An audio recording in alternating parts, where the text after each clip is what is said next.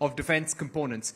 And that's where the opportunity for SMEs also comes in, because the government wants our MSMEs to play a big role in the supply chain for our defense manufacturing. So without wasting more time, let me get in our Defense Secretary, Mr. R.K. Singh, who's been very gracious with his time and joined us here at the event. Mr. Singh, you've been telling us several times after Operation Sindoor that India's future focus will be on drones, combat drones, early warning systems, cybersecurity, warfare of the future.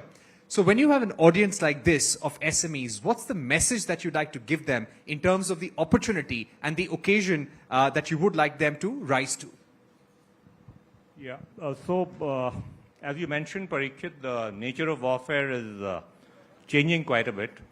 And when we recently had this short duration but high intensity conflict with our Western adversary, we realized that this is it brought home once again the reality that this is the era of standoff weapons, of drones, of electronic warfare, and of course warfare in the cyber and other domains as well.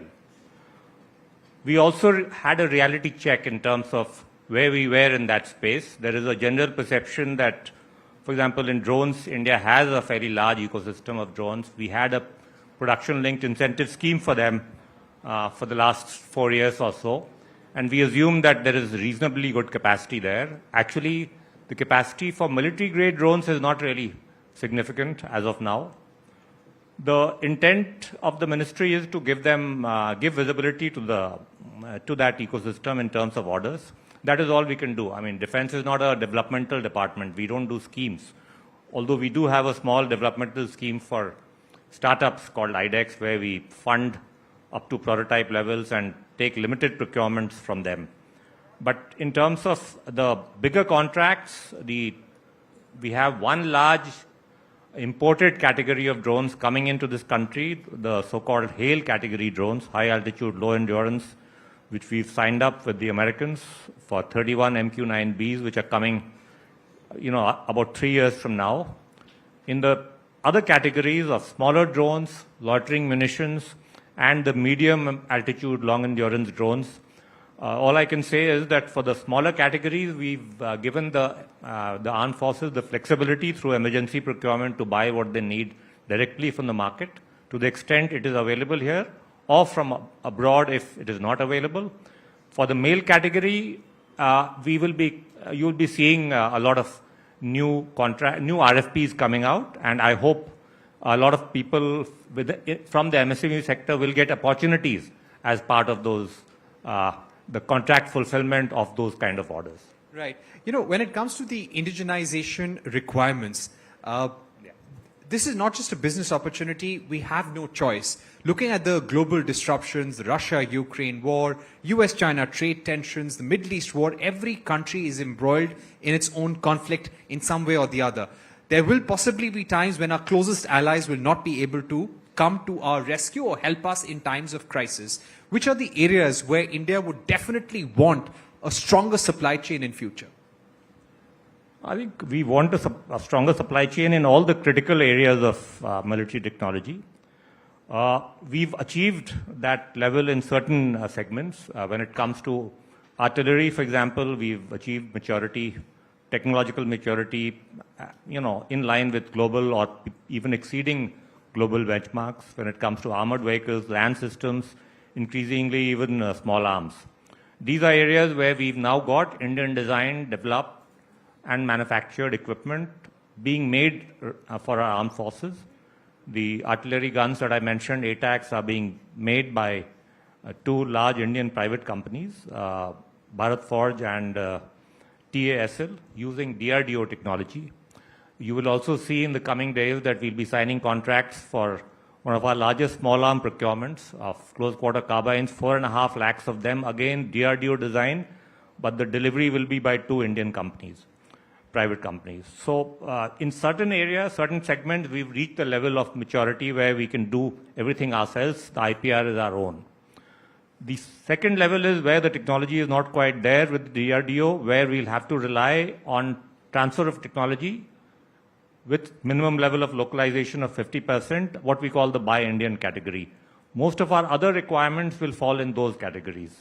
And then there'll be a final category where our TRL level may be 1 or 2. And in those cases, perhaps we'll have to, and if the technology transfer in those areas is not available, we'll have to go for imports. But imports will be an exception. For the most part, procurements will be through technology transfer agreements and Make in India, or DRDO technology and Make in India, equally both by the public and the private sectors. Right. US has now started the supply of G404 engines, which are critical for powering our Tejas fighters. Could you give us a sense that once the Tejas fighter jets start getting supplied by HAL, what is going to be the supply chain opportunity for our SMEs? I think the MSMEs who are involved in that area know the opportunities. I would only say that right now, HAL is becoming increasingly more of a systems integrator type of work that they're doing. A lot of the work on the fuselage, the wings, a lot of the sub-assemblies and LRUs are actually being made by various MSMEs already. This is a kind of a overhang of the earlier order that we've given on Tejas, but forthcoming further orders of LCA are coming. So those who are in that space will see significant orders, downstream orders for them as well. So yeah, as far as the Tejas is concerned, the production line is stabilizing, and those who are providing components to HAL, all the MSMEs, you should expect expanded business opportunities for yourselves. Right. Now, just in terms of the kind of orders we're expecting for the Tejas fighter, could you give us a ballpark figure, sir? A lot of reports doing the rounds in terms of the kind of orders we're going to place for self-reliance in our Air Force. I will only say that more orders will come for the Tejas, but individual procurement decision-making pending at different levels, I don't think it's appropriate to talk about it before those decisions get made. Would you urge MSMEs to consider global collaborations, considering there are a lot of technologies which are not there in India? Should we consider partnering with some foreign companies to make sure we can get those technologies as soon as possible? I think they know those opportunities better than probably even I do. And yes, as I mentioned, you could see the technology levels or the potential for yourself in terms of getting DRDO technology where the DRDO technology is at TRL level 8 plus, 8 to 10. In the middle categories, I would say that we'll have to rely on technology transfers. And in those areas, I think many of them are aware of the opportunities. I mentioned drones. What Defense Ministry can do is give visibility in terms of orders. The opportunities you will have to tap through technology transfers after ascertaining that that technology is not available locally. I mentioned drones. There are several other categories where you would probably need TOTs with established players outside in US and Europe and Israel, which are the leading sort of countries for this kind of a technology. I think there is a considerable TOTs already being signed with a bunch of both Israeli and European companies. So, I mean, frankly, I'm sure the MSMEs involved in this area know more about this than me. But yes, where our technological maturity is not there, the obvious implication is that once you get visibility in terms of potential orders from the Defense Ministry, you should look at tying up technology from other sources outside the country. Right. One thing I think the audience would like to know, and it's a question that's often asked after every conflict. It's not just about India, but when are we going to increase our defense budget? There is a debate going on in Europe, Ukraine, countries like Russia, countries like China, they have seen an increase in defense budgets. Are we going to now see a significant rise in India's defense budget and defense expenditure as a share of the GDP? Yeah, so one of the issues with trying to raise your defense budget used to be that you're not spending what you've been given in the first place, and that is what was happening in the last 5 years, frankly. Only in the last financial year we actually managed to, fully draw down our revised estimates. Earlier, there used to be surrenders. So unless you spend the money, you can't expect more. See, the issue with, in terms of capex, there's not much of an issue. The finance ministry is quite open to expanding your capex. But if you're asking me this question in the longer term as to whether we need to increase as our domestic absorptive capacity, the domestic industrial base expands, and you are able to fulfill contracts faster, you would need an increase. Yes, you would need. I think we need to go up to about 2.5% of GDP by 2030. Right. And we'll make that case before the Finance Commission. Right. And so possibly we may see some clarity on that in the coming months? Yes. So the ministry has spoken about reviewing the Defence Acquisition Policy 2020, making it future ready. There are major reforms in the pipeline. In fact, the Defence Minister Rajnath Singh had said that the year 2025 will be the year of reforms. What's the status of the review right now? By when can we expect the changes? The time we've given to the committee is 6 months. 1 month is over, so now it will be 5 months. I think a lot of work has been done. I'm very clear on what needs to be done, frankly. But obviously, this needs to go through a consultative process where the industry needs to be involved. And we are taking those inputs from them, also from our think tanks, and thereafter we'll take it forward. There are some obvious sort of discordant elements in that policy. For example, we allow FDI 100% through the government route, but 74% of it is automatic. But hardly anybody comes in because you're not giving them, you're not treating them like an Indian company when it comes to your domestic procurement. So you'll have to make some adjustments to your to the DAP 2020, not only to speed up the timelines, but also to remove policy sort of conflicts with other policies that you may have, such as trying to attract FDI into your country. So yeah, we'll look at all that, and hopefully we'll come up with a much slimmer, more outcome-oriented DAP 2020 by DAP 2025, hopefully, before the end of this year. Right, and the whole idea is to reduce acquisition timelines and give more predictability in long-term contracts? Yeah, I mean, all that, of course, but the idea is to, there are 3 or 4 steps where these guys basically spend too much time. One is on the field evaluation trials. They take 2 to 3 years. One, surprisingly enough, is preparing the RFPs, where again they sometimes take 1.5 years, which is reasonable for large platforms like naval ships, but not reasonable otherwise. It should be done in about 2 to 3 months.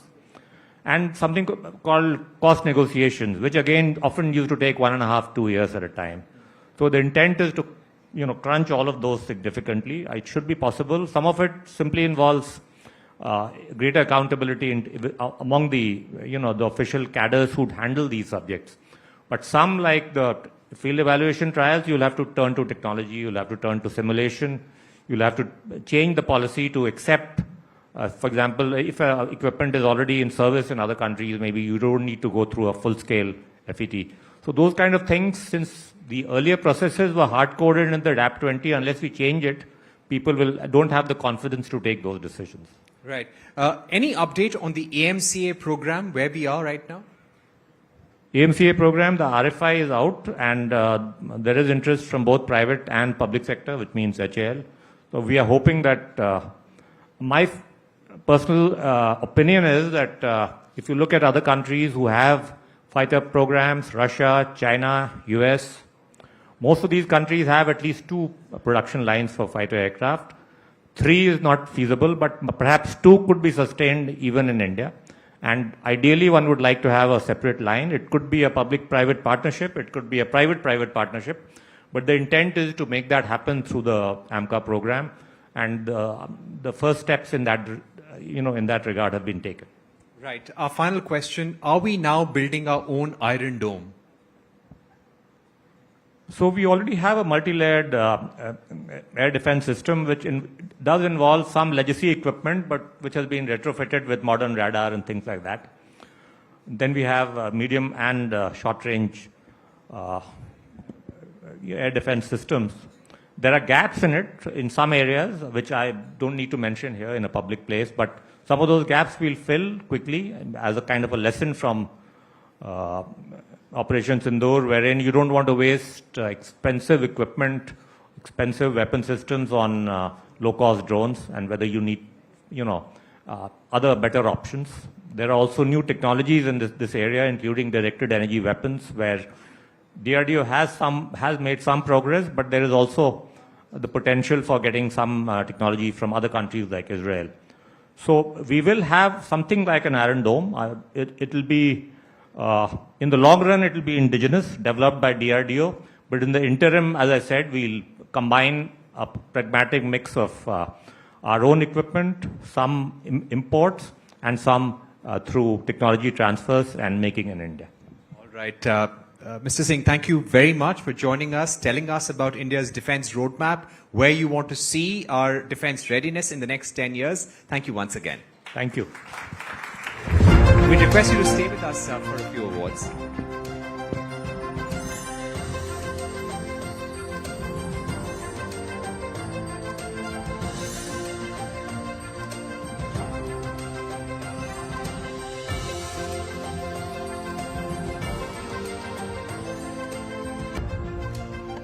Thank you so much, Mr. Rajesh Singh, for the clarity with which you articulated the evolving role of the Indian industry. Sir, we'll just have the stage cleared, and then I'll invite you back to please present the next set of awards. Thank you so much, Parikshit, for bringing the best out of this conversation.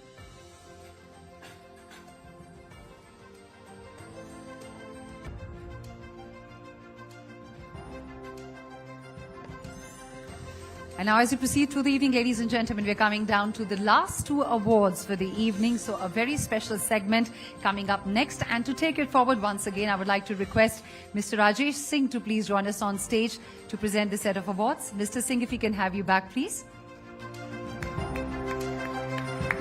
And I would also like to invite Mr. Dinesh Khara and Mr. Hitendra Dave from HSBC India to please join us on stage to present the final set of awards.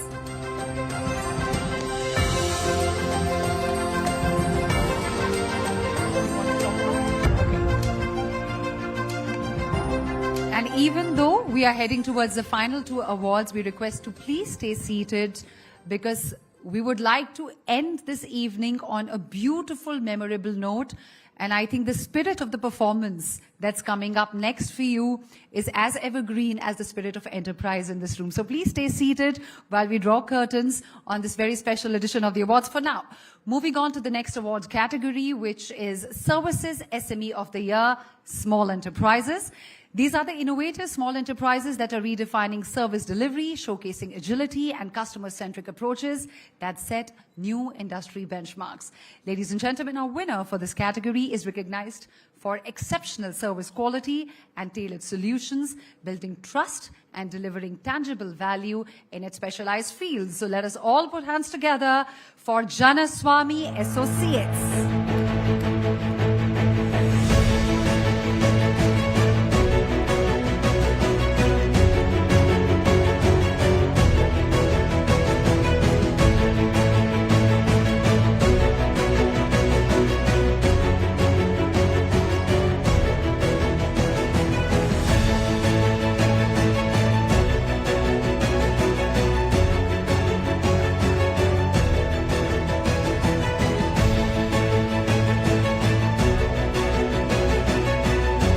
Congratulations, Janaswamy Associates, for the big win. And now, ladies and gentlemen, our final category for the evening is Services SME of the Year, Medium Enterprises. Now, this award celebrates medium-sized service providers that are not only customer-focused, but are also pioneering new service models, driving efficiency and client satisfaction. The winner in this category is recognized for its commitment to excellence and innovation in the services sector, providing impactful solutions that enhance client operations and outcomes. And the winner is Enerture Technologies Private Limited.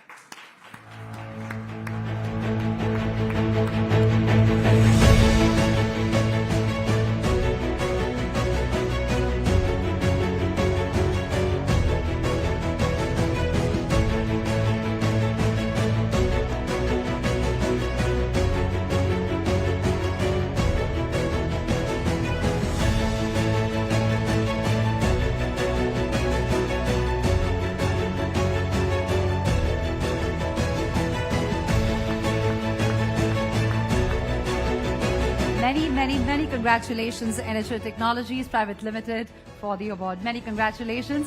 Can we have a huge round of applause for all the winners of the second edition of these awards? Thank you so much. Thank you to the presenters. Thank you so much, Singh, for sharing your time with us. Mr. Dave, I request you to please stay back as we bring this evening to a formal close. We would love to hear a few words from you. There's been quite an impact that this edition has created, and we look forward to many more with HSBC support. Over to you, sir. Love to hear closing remarks from you. Thank you. Thank you.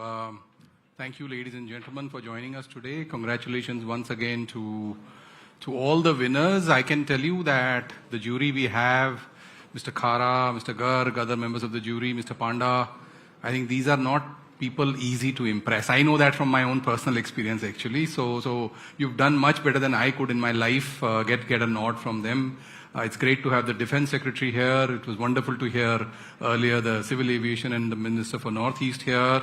Then we had the Minister for State, who I thought gave a fabulous speech, actually. I told her also that, there's everybody here, all the anchors here have that television that helps them, and she spoke extempore for close to 20-25 minutes and covered what I thought were very, very deeply meaningful areas that she illuminated for us. I think I know I stand now between you and that group that I saw at the back, Mame Khan, and anyone. If you haven't been, please stay back for it. And if you have been, you will never walk away from this room. Let's put it like that, right? But I think just to make the wait more worth its while, I think just want to contextualize what HSBC is doing at the SME Awards, right? I think, and some of those actually the Minister for State did cover, right? I mean, marketing, she said, of the 4 areas, finance, skilling, marketing, and then the 4th one will come to me. But a bank like HSBC, for entrepreneurs out there who wish to deal with the rest of the world, I think you will very rarely find a better partner, because we know what the buyers outside look for. We know the quality that works with them. We know the payment terms that they work on. We know the reliability factor that they look for. So when we started partnering on the SME Awards, one of the motivation for us was, can we play our own small role? Everyone talks about Viksit Bharat, right? But somebody will have to do something. Viksit Bharat will not happen by itself. As it was said, we have to have incomes go up for the agri sector. We have